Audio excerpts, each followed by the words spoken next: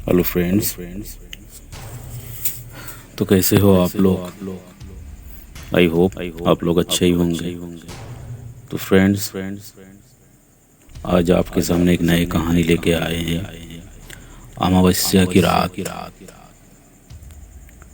तो फ्रेंड्स, जो मेरे चैनल पर नए हों तो प्लीज़ मुझे सब्सक्राइब, लाइक, शेयर, कमेंट ज़रूर कर देना। तो फ्रेंड्स, शुरू करते हैं आज की कहानी, अमावस्या की रात। भूतिया कहानी पढ़ने में रोचक तो होती है, लेकिन कुछ ऐसी कहानियां भी होती है जो हमें सीधे तौर पर प्रभावित करती हैं। ऐसी एक कहानी है अमावस्या की रात। दरअसल अमावस्या की काली रात अच्छाई और बुराई दोनों के लिए एक अवसर होती है, जिसमें कई लोग साधनाएं करके अपनी इच्छा अनुरूप शक्तियां प्राप्त करते हैं। ऐसे ही एक भयानक अमावस्या की रात एक औरत घने जंगल के बीच घोर साधना में लगी हुई थी। जंगल के चारों तरफ भेड़िया के चिल्लाने की आवाज़ आ रही थी, लेकिन बिना किसी से घबराए हुए यह औरत अकेली मंत्र के जप के साथ आग जलाकर अपनी साधना कर रही थी। जैसे जैसे समय बीतता जाता है, औरत उग्र हो जाती है। वो अपनी जगह से ऊपर उठने लगती है। उसके सामने की आग उसी के साथ ही ऊपर उठ जाती है, और देखते ही देखते आग की लपेटें आसमान को छूने लगती हैं, और वो औरत जमीन पर नीचे गिर जाती है और कुछ ही पल में उठकर खड़ी हो जाती है। अमावस्या की काली रात के प्रभावित की वजह से उसने रूहानी शक्तियाँ प्राप्त कर ली थी, और अब वो तैयार थी अपना प्रतिशोध लेने के लिए। दरअसल ममता 6 माह पहले ही शादी करके गांव से शहर आई थी। वह अपने पति के साथ एक किराए के मकान पे रहते थे। ममता घरेलू महिला थी। वह ज़्यादातर समय घर के कामों में लगी रहती थी। ममता के पति बैंक में एक क्लर्क थे। उसका नाम सुरेश था, और सुरेश के बॉस उसके काम की वजह से बहुत ज़्यादा पसंद करते थे। सुरेश एक अच्छा कर्मचारी था। वह पूरी जिम्मेदारी से अपने साथ साथ अपने सहकर्मियों को भी काम कर दिया करता था। उसका स्वभाव बहुत ही संकोची था, इसीलिए वो किसी को भी मना करने में हिचकिचाता था। एक दिन उसके बॉस उसे अपने चैम्बर में बुलाते हैं और कहते हैं कि तुम्हारी नई नई शादी हुई है और तुम कहीं बाहर नहीं गए, जाओ अपने परिवार के साथ थोड़ा समय बिताओ। सुरेश को अपने बॉस की बात से खुशी होती है, और वह मुस्कुराते हुए कहता है, जी बॉस, अगले महीना अपने पत्नी के साथ कहीं बाहर जाने का सोच रहा हूँ। बॉस अपने पर्स से कुछ पैसे निकालकर सुरेश को देता है और कहते हैं, ये मेरी तरफ से तुम्हारे लिए है, जाओ घूमो।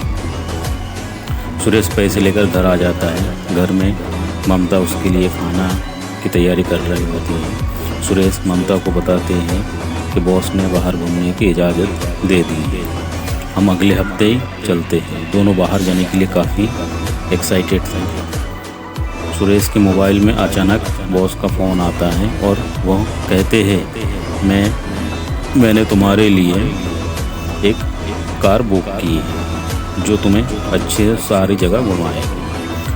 सुरेश अपने बॉस को धन्यवाद देता है और कहता है, बॉस आप क्यों परेशान हो रहे हो, हम खुद ट्रेन से चले जाते हैं। लेकिन बॉस की जिद करने पर सुरेश उनका ऑफर मान लेता है। ममता सुरेश से कहती है कि हमें कुछ सामान लेना होगा, चलो आज हम बाज़ार चलते हैं, अगले 2 दिनों में हम लोगों को निकालना है। इसीलिए सुरेश बाज़ार जाने का तैयार हो जाती है। सुरेश और ममता बाज़ार जाकर अपने पसंद के कपड़े और कुछ खाने पीने की वस्तुएं खरीदते हैं। वह अपने सफ़र के लिए तैयार हो जाते हैं। बॉस की भेजी हुई कार दरवाजे पर समय पर आकर खड़ी हो जाती है। सुरेश कार की डिक्की में सारा सामान जमाता है और दोनों कार में बैठकर निकल पड़ते हैं अपनी रोमांचक लम्हों की ओर। खूबसूरत वादिया का मजा लेते हुए सुरेश और ममता गाने गुनगुना रहे थे। ड्राइवर गाड़ी चला रहा था। अचानक ड्राइवर गाड़ी का दरवाजा खोलकर बाहर कूद जाते हैं और गाड़ी का संतुलन बिगड़ जाता है, जिससे गाड़ी सीधे पहाड़ी के नीचे जंगली रास्ते की तरफ मुड़ जाती है और तेजी से जाकर एक पेड़ से लटक जाती है। ममता और सुरेश जोर जोर से मदद के लिए चिल्लाए। तभी सड़क के ऊपर एक कार आकर रुकती है, लेकिन इनकी कार रोड से थोड़े नीचे एक पेड़ के सहारे में लटके होती है। कार की आवाज़ सुनने के बाद दोनों लगता है अब शायद ये लोग बच जाएंगे। तभी ऊपर से एक व्यक्ति बड़ी सी लकड़ी लेकर इनकी कार को जोर जोर से धक्का देने लगता है।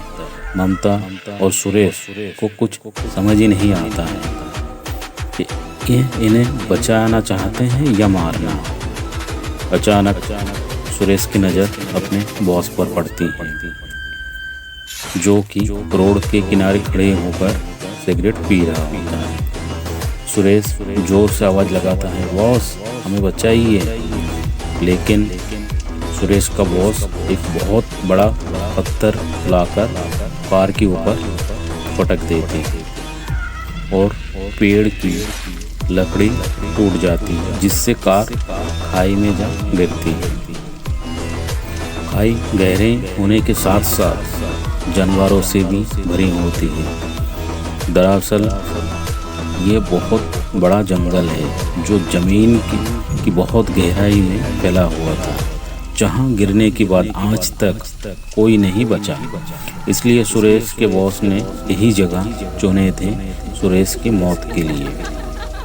सुरेश के बॉस उसे क्यों मारना चाहते थे, ये बात दोनों के लिए राज ही रह जाती है और गाड़ी खाई में समा जाती है। अगले सुबह अखबार में हादसे की खबर छापी होती है, लेकिन साथ ही करोड़ों रुपये का हेराफेरी का आरोप भी सुरेश के ऊपर लगा होता है। दरअसल सुरेश के बॉस ने ऐसे कई खाताओं से सुरेश के जरिए पैसे निकलवाए थे, जिन खातों में लंबे समय से कोई प्रतिक्रिया नहीं हुई और बैंक के एडिट के दौरान पाया गया कि सुरेश के सिग्नेचर की मदद से ये काम हुआ है। लेकिन अब तो सुरेश इस दुनिया में है ही नहीं, वो नहीं तो कुछ भी नहीं। तो ये सब काम उसके बॉस उससे करवाया था। सुरेश और ममता की दुनिया उजाड़ चुकी थी, लेकिन होने कुछ और ही मंजूर था।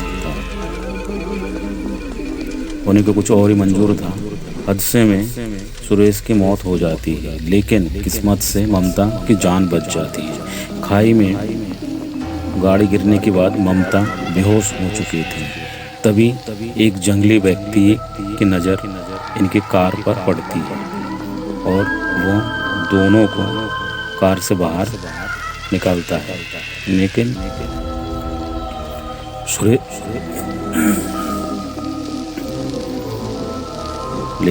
सुरेश मर चुका होता है। लेकिन ममता की सांसें चल रही होती है, इसलिए वो उसके पति को छोड़कर ममता को अपने साथ अपने कबीले में ले आता है। यह कबीला बहुत ही खूंखार वनवासियों का था, जो कि काली शक्ति स्वामी थे।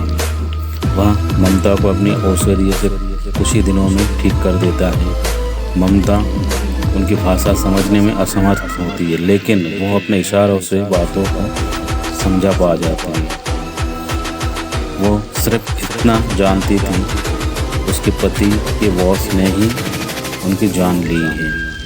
अब वो बदला लेना चाहती थी। उसे कोई रास्ता नज़र नहीं आ रहा था। वो तय करती है कि इन्हीं के बीच में रहकर वो काली शक्तियाँ प्राप्त करेगी और अपने दुश्मन का सर्वनाश करेगी।